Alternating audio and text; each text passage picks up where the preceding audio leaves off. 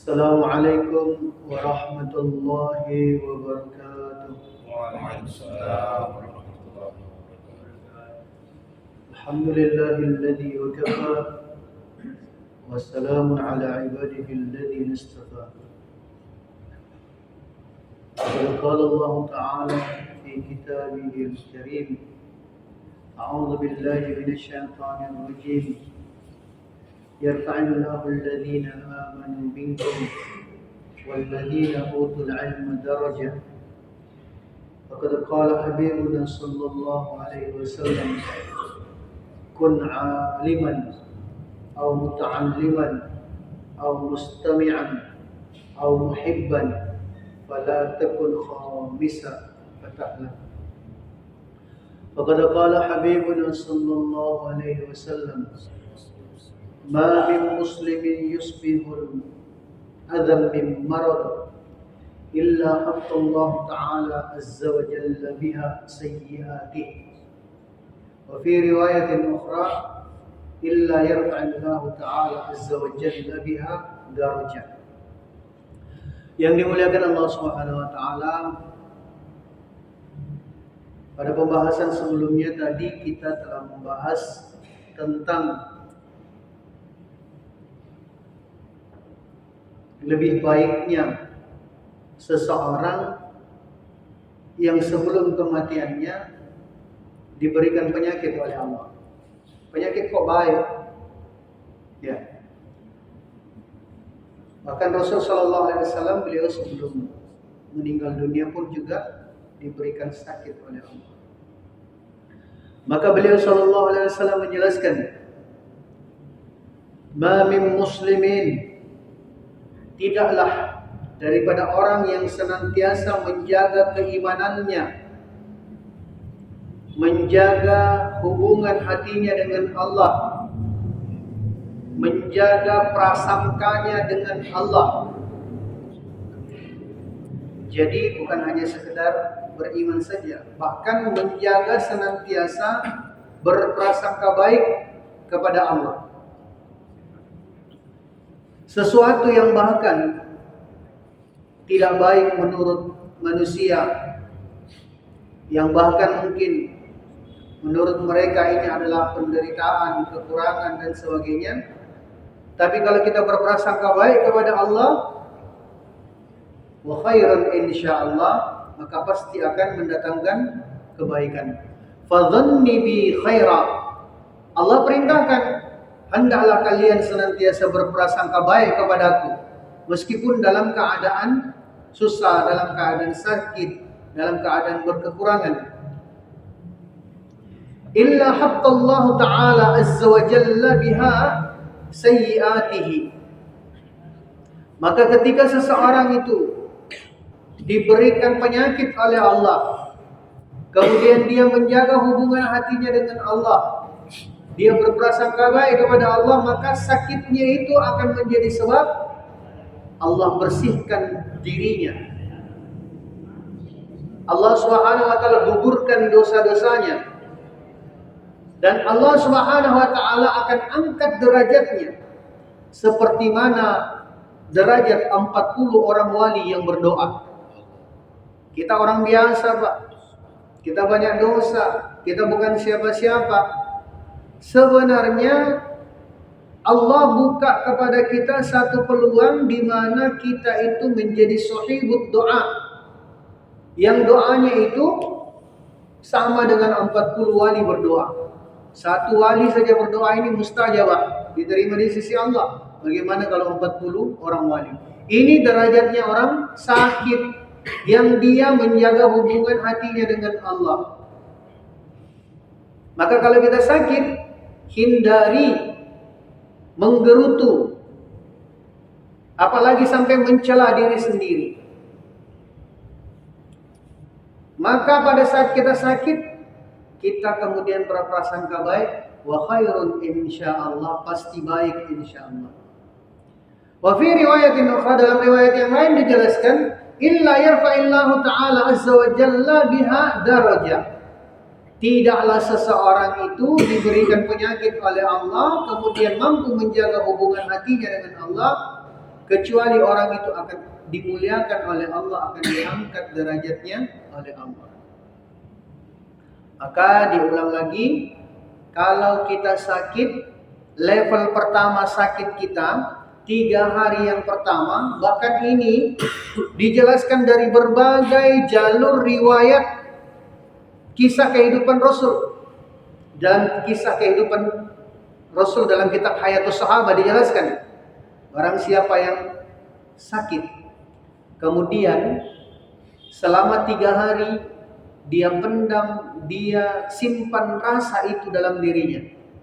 Dia tidak cerita kepada makhluk, dia tidak cerita kepada siapa saja, tetapi dia sibukkan dirinya ini untuk cerita masalahnya, untuk cerita keadaannya kepada Allah. 3 hari menahan lisannya untuk tidak cerita kepada makhluk, maka Allah Subhanahu wa taala akan memudahkan rezekinya dan rezeki anak keturunannya pada tahun itu. Maka tahan diri kita dulu. Kemudian ketika kita sakit, langkah pertama tadi ini adalah melakukan pengobatan dengan amalan. Asbab yang pertama kali yang kita mau buat ini adalah asbab batiniyah, asbab amal. Yang dimuliakan Allah Subhanahu wa taala di dalam kitab Hayatus Sahabat itu dijelaskan supaya juga ini menjadi terapi Pak bagi kita. Bahkan Rasul sallallahu alaihi wasallam saja dalam keadaan beliau sehat setelah melaksanakan tahajud. Kalau kita mungkin sudah salawat tahrim, di antara menjelang waktu azan, maka Rasul sallallahu alaihi wasallam memalingkan atau rebahan dengan memilih di antara nafas yang kuat. Jadi ini obatnya Pak. Ya kalau kita sakit, terapinya seperti ini sebelum kita ke dokter, sebelum kita medis. Dan Rasul buat itu setelah selesai melaksanakan tahajud. Kita lihat nafas kita yang longgar yang mana? Kiri atau kanan? Oh, saya yang longgarnya kanan. Saya yang longgarnya kiri. Kan setiap orang beda. Maka nafas yang longgar itu kita tindih ya di sisi sebelah bawah. Tapi kita menghadap ke kiblat. Jadi kalau kita nafasnya itu kiri berarti ya kepalanya di utara, kalau nafasnya itu kanan berarti di kepalanya di selatan. Dengan kaifiat. Nah, inilah Pak, kalau kita yakin dengan apa yang dibuat oleh Rasul bahwasanya in huwa illa wahyu yuha, tidaklah itu dibuat oleh Rasul kecuali adalah wahyu yang telah diwahyukan oleh Allah, maka pasti kita yakin bahwasanya ini adalah pola hidup yang sehat, yang jauh lebih menyehatkan, lebih menyegarkan ketimbang main badminton. Sampai long set, sampai 5 set. Jauh lebih menyehatkan ini. Kenapa kita main badminton? Ya, kenapa kita olahraga? Karena kita pikir saya mau sehat. Tapi kita lupakan ini. Ya, ini metode yang dilakukan oleh Rasul. Caranya tadi adalah kita tindih, menjadi kita perlu praktik Pak. Mungkin satu orang boleh. Anggaplah, ya Pandi. Sekarang kita lihat nafas kita yang longgar yang mana? Yang kiri. Berarti kita ya rebahannya tapi tangannya menolak ke pipi. Ditegakkan Pak. Ditegakkan ya. Nah, gitu. Terus kakinya dilihat. Kalau kita rebahan ke kiri, maka kaki kiri itu menumpuk ke atas. Ya, betul. Menumpuk ke situ. Bisa kita rasakan itu. Bahkan kita dalam keadaan sehat sekalipun. Kalau kita mau terapi diri kita seperti itu. Ini kalau kita mau terapi diri kita ataupun juga keluarga kita yang sakit. Maka nanti kita bisa rasakan setelah beberapa saat. Kalau kita pun juga mau sibukkan diri kita dengan salawat ya, atau dengan awal satu Pak. Ada satu wirid ada satu amal yang dia itu mengcover doa-doa masnuna yang lain yang kita tidak tahu doanya. Misalnya, kita belum tahu doanya ini, maka ada satu doa yang pamungkas yang bisa meliputi semua amal-amal yang lain. Ya, Bismillahi wa ala sunnati Rasulillah. Masih ada doa masnuna yang belum kita hafal. Kalau kita hafal itu, maka semua bisa digunakan di setiap amal itu. Kalau sudah kemudian kita bisa rasakan itu, Pak. Oh, ini kayaknya tadi yang kiri.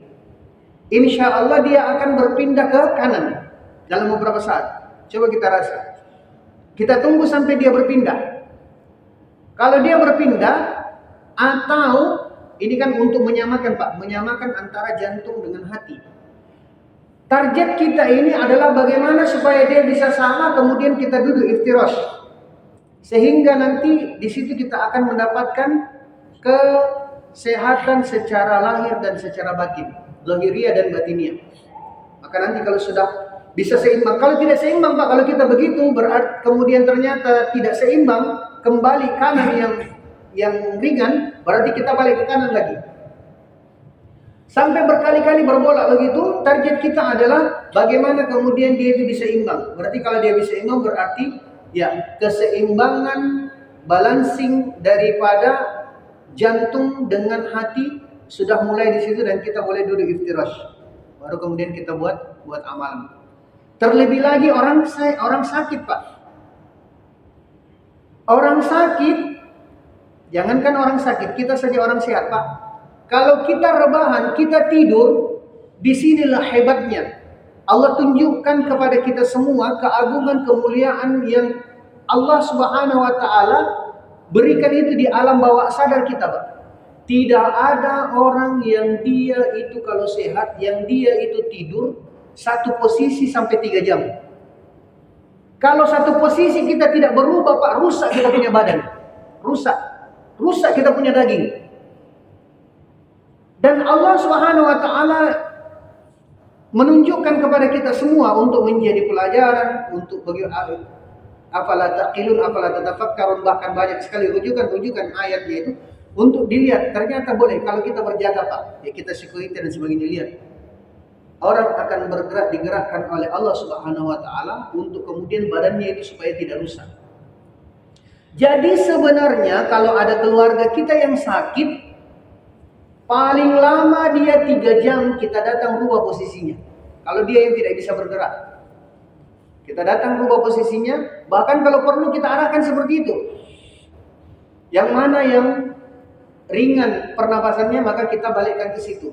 Insya Allah ini jauh lebih membantu untuk kemudian prosesi penyembuhan. Ya, kalau ke bahasa medisnya mungkin toksin. Toksinnya seperti apa, Pak? Mau dilihat. Kenapa? Karena ketika itu tidak bisa kemudian bisa dijadikan balancing, Pak. Boleh jadi jantung yang kena, boleh jadi ya hati yang kena, atau ada namanya ilmu korelasi. Korelasi ini adalah bukan ragu, Pak, tapi memang sudah begitu kerjanya kajian ilmiah, membuktikan tentang kebenaran hadis. Seperti hadis tentang sayap lalat, kan begitu.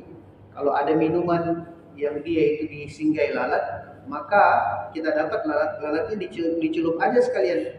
Ya. Kenapa? Karena sayap lalat sebelah kiri itulah yang mengandung bakteri. Penawarnya tidak perlu kita jauh-jauh cari, penawarnya itu ada di sayap kanannya. Maka Rasul menjelaskan begitu, kalau ada yang dia sambar itu cuma sayap kirinya saya, berarti dia memasukkan virus di dalam minuman kita, makanan kita, sudah dicelupkan aja sekalian. Dan itu dibuktikan, ternyata medis membuktikan kebenarannya. Ya, oke, ya cukup nanti. Jadi kalau kita sudah seperti itu, Pak, ini langkah yang pertama. 3 hari ternyata kondisinya diulang lagi, Pak, supaya kita ini semakin pakem. 3 hari kondisinya tidak membaik, maka apa yang dibuat lagi, Pak?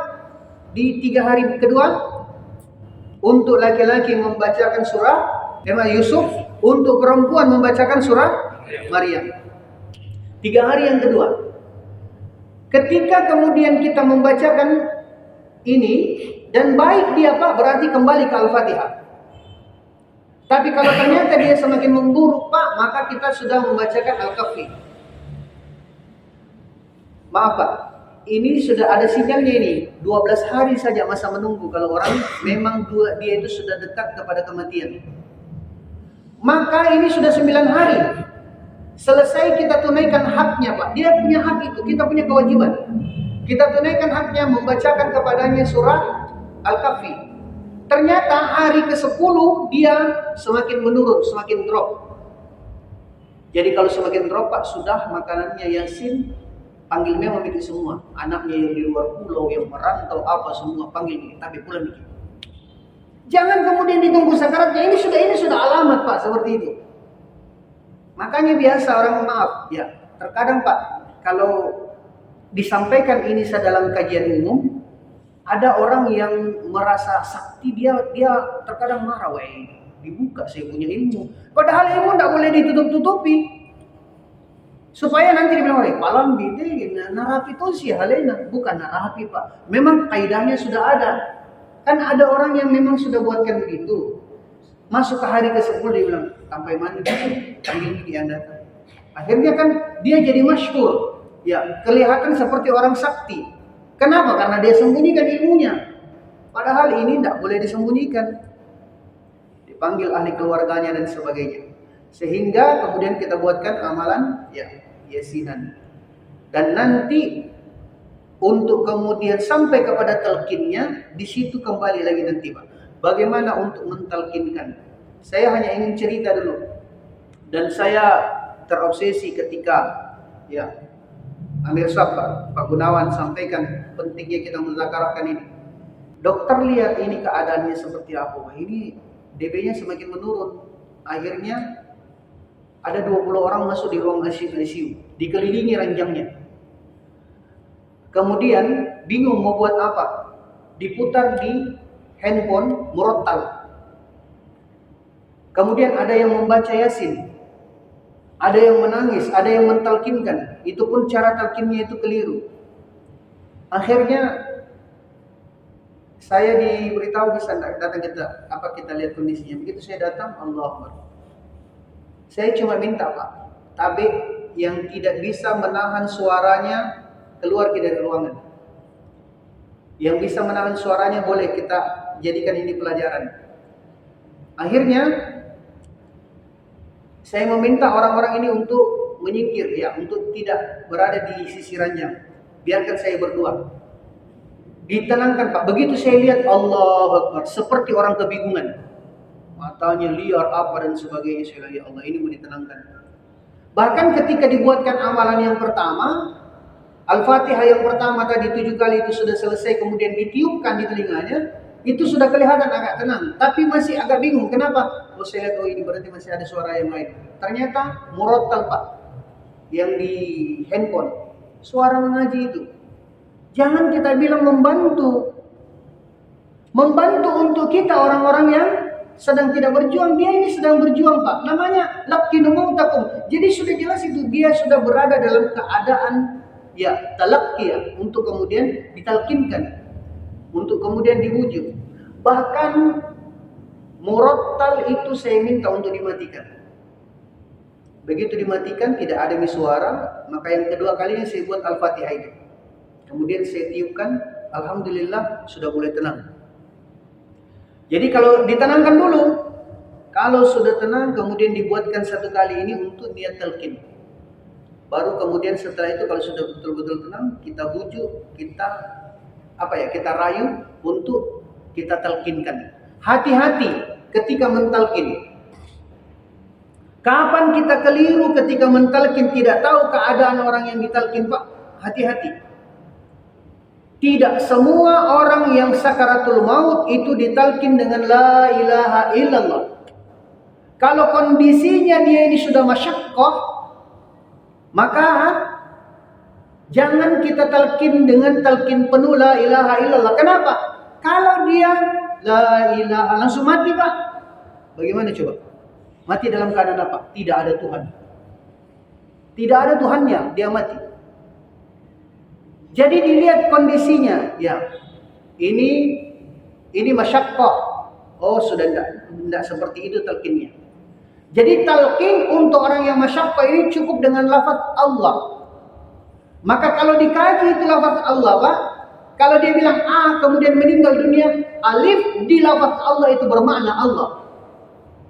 Dia sampai di al kemudian dia meninggal dunia, alif lam ma'rifat dalam lafaz Allah itu bermakna Allah. Atau dia terputus kemudian dia sebut hu saja, makanya ini kalau kita lihat ya torekoh yang dibuat oleh orang-orang khalwatiyah itu semua mengandung makna Allah. Atau dia terpenggal kemudian sampai di hu saja, maka itu pun juga bermakna lafaznya Allah. Jadi yang dimaksudkan ini adalah dilihat kondisinya, sehingga yang paling selamat adalah melafadzkan, mentalkinkan ini dengan talqin Allah. Ya, cukup saja dulu mungkin Pak, supaya kita tidak terlalu terbebani. Ya, nanti kalau setelah ini kita dialog interaktif tanya jawab, atau besok dilanjutkan lagi setelah salat zuhur. Wallahu a'lam bishawab.